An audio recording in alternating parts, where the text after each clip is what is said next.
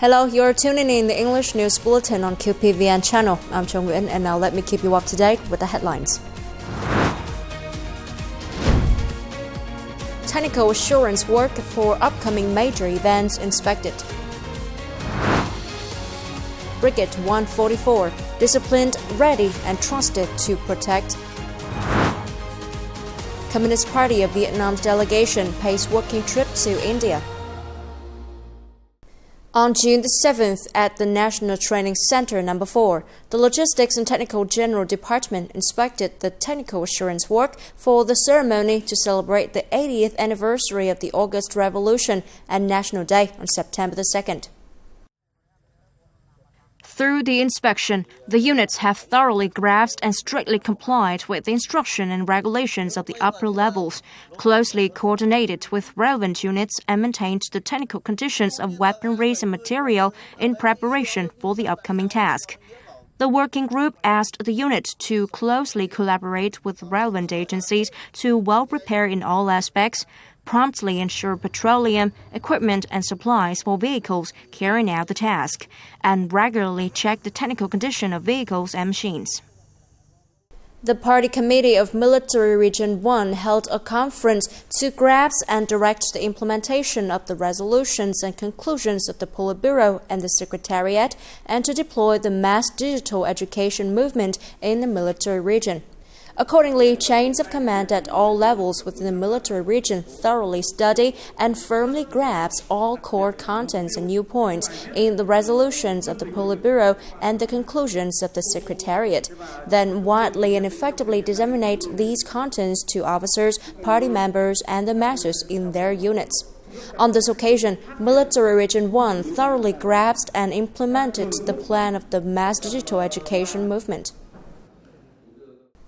From June the 6th to the 7th, Coast Guard Region 4 Command coordinated with the Commission for Information and Education and Mass Dissemination of Gyeongsang Provincial Party Committee to organize the program The Coast Guard Force Accompanies Fishermen in Gyeonglun District, Gyeongsang Province. The program focused on disseminating knowledge on the law of fisheries, the law on Vietnam's Coast Guard, and regulations on preventing illegal, unreported, and unregulated fishing, protecting marine resources and environment for local officials, party members, and fishermen.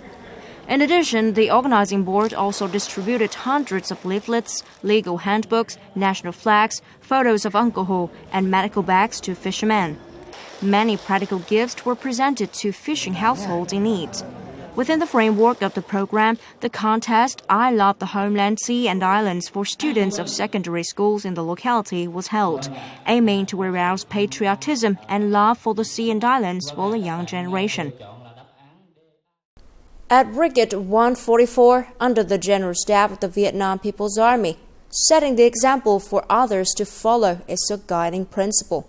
It forms the foundation for building a guard unit that is not only technically and professionally proficient, but also mentally strong, aesthetically grounded, and full of determination. This is what defines them as a loyal, trusted elite force, contributing to the proud 80-year tradition of the General Staff in the new era. To ensure troops are able to respond swiftly and effectively to emergency situations, the brigade supplements its scheduled training with unannounced drills and surprise alerts. Every stage of training is followed by inspection, linking training quality with discipline and the establishment of a proper military routine. Thanks to this approach, Brigade 144 consistently fulfills its duties to a high standard. Đối với các nhiệm vụ báo động sẵn sàng chiến đấu, our unit conducts weekly and monthly combat readiness drills. That's why every officer and soldier is always prepared to respond to any alert at any time. The sense of discipline is reflected in even the smallest task, such as standing guard at the Ministry of National Defense headquarters. Here, soldiers perform their duties with professionalism, precision, and humility. Their conduct is a blend of strict military etiquette and respectful, courteous behavior. Lữ đoàn xác định We focus on well-rounded practical training that meets the unit's mission requirements, with a clear emphasis on drill regulations, guard duties, and physical conditioning. We're committed to fulfilling the unique and honorable role of an elite guard brigade. This spirit of proactivity enables Brigade 144 to stay firmly in control of its areas of responsibility, assess situations accurately, and develop comprehensive, flexible plans to respond effectively to all scenarios, ensuring the absolute safety of the Ministry of National Defense headquarters and all assigned targets. Coming up next, Communist Party of Vietnam's delegation pays walking trip to India. Traditional horse race ignites spirit of Bakha Highlands. During his working visit to India from June the 4th to the 7th, head of the Party Central Committee's Commission on Information, Education and Mass Mobilization, Nguyễn Trọng Nghĩa, chaired an international conference themed President Hồ Chí Minh and the Friendship and Solidarity between Vietnam and India at the Vietnam Embassy in India. At the conference, Dr. Tilottama Mukherjee, Dean of the Political Science Department at Syama Prasad University, India, said that President Ho Chi Minh was not only an outstanding political activist, but also a philosopher, a simple, moral, hard-working, thrifty person, demonstrating the highest standards of integrity, uprightness, community spirit, and altruism in serving the country and the people. Ho Chi Minh left his mark in many localities in India through streets, names, and monuments in Kolkata and New Delhi, showing the deep emotional connection between the two peoples. Deputy Minister of Culture, Sports and Tourism of Vietnam Lê Hải Bình stressed that President Ho Chi Minh always positioned the Vietnamese Revolution within the broader context of global progressive movements and embraced Vietnam's responsibility towards humanity's common cause. In his concluding remarks, Mr. Nguyễn Trọng Nghĩa affirmed that the friendship between President Ho Chi Minh and Prime Minister Jawaharlal Nehru is a precious legacy of the past and an asset of the future. The comprehensive strategic partnership between the two countries is constantly being strengthened and developed through political trust, cultural similarities, and sustainable development interest between the two peoples. Recently, in Prague, Czech Republic, a roundtable conference on cooperation in education and scientific research between Vietnam and Czech was held in Prague, marking a milestone in the bilateral partnership in the fields of education and research. In his opening speech, Ambassador Dung Hoài Nam affirmed that the conference is of great significance in fostering cooperation between educational institutions of the two countries, opening up many new opportunities in training, research, and innovation. Mr. Lukas Martin, director of the International Cooperation Department of Czech, underscored the commitment to creating favorable conditions for international students, including Vietnamese students. He called for the active participation of businesses in sponsoring scholarships and building training programs close to the needs of the labor market. He also proposed increasing number of scholarships for Vietnamese students, considering this a strategic investment for the future of bilateral cooperation. Within the framework of the conference, many cooperation documents were signed, especially the proposal to establish the Vietnam-Czech Education and Research Cooperation Center, laying the foundation for sustainable and long-term academic foundation. The parties also agreed to strengthen cooperation in the fields of innovation and digital transformation to adapt to the context of globalization. Previously, at the headquarters of the Association of Vietnamese in Czech, a seminar was held to boost strategic cooperation in higher education and scientific research between the two countries. The participants focused on proposing joint training programs, student-lecturer exchanges, and joint research projects, and signing a memorandum of understanding on cooperation between Vietnamese universities and the Association of Vietnamese in Czech. This is considered a practical step to strengthen educational connections between home and abroad. As part of the activities marking the 5th anniversary of the implementation of the EU-Vietnam Free Trade Agreement and the 35th anniversary of the establishment of the diplomatic relations between Vietnam and the European Union, Quảng Ninh Province has recently coordinated with the Vietnamese Embassy in Belgium to organize the Investment, Trade and Tourism Promotion Forum in Brussels, Belgium.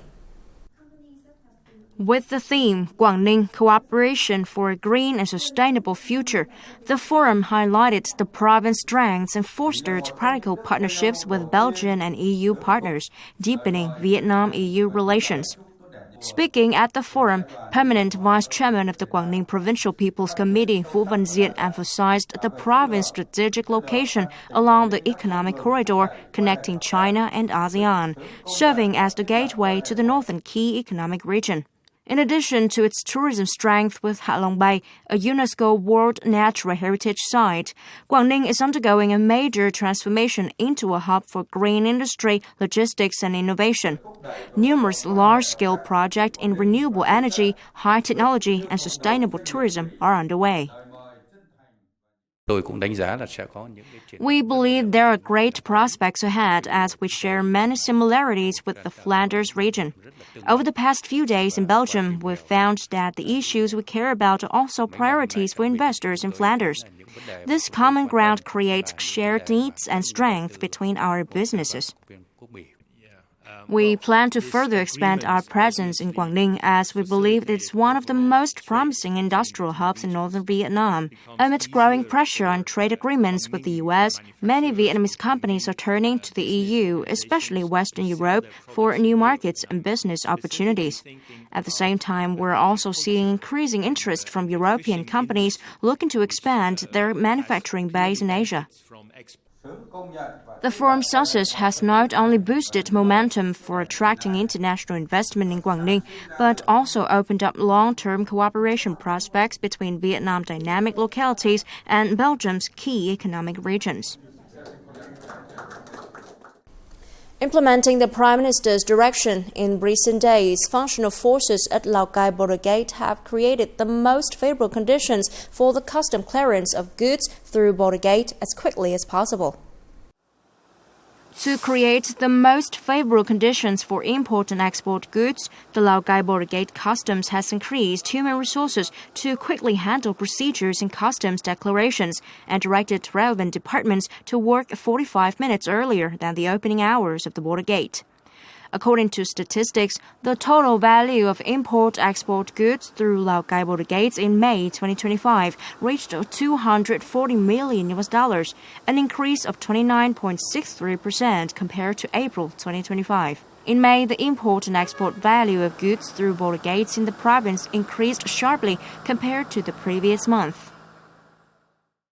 On June the 7th, Bắc Hà district in Lào Cai province came alive with the energy and excitement of the 18th traditional horse race, an annual event that stands out as one of Vietnam's most unique cultural celebrations, where the jockeys are not professionals but local farmers from Bắc Hà, Simacai, Bát Sát districts in Lào Cai province, as well as from neighbor provinces of Tuyên Quang and Sơn La. This year, 32 riders made it through the qualifying rounds to compete in the finals.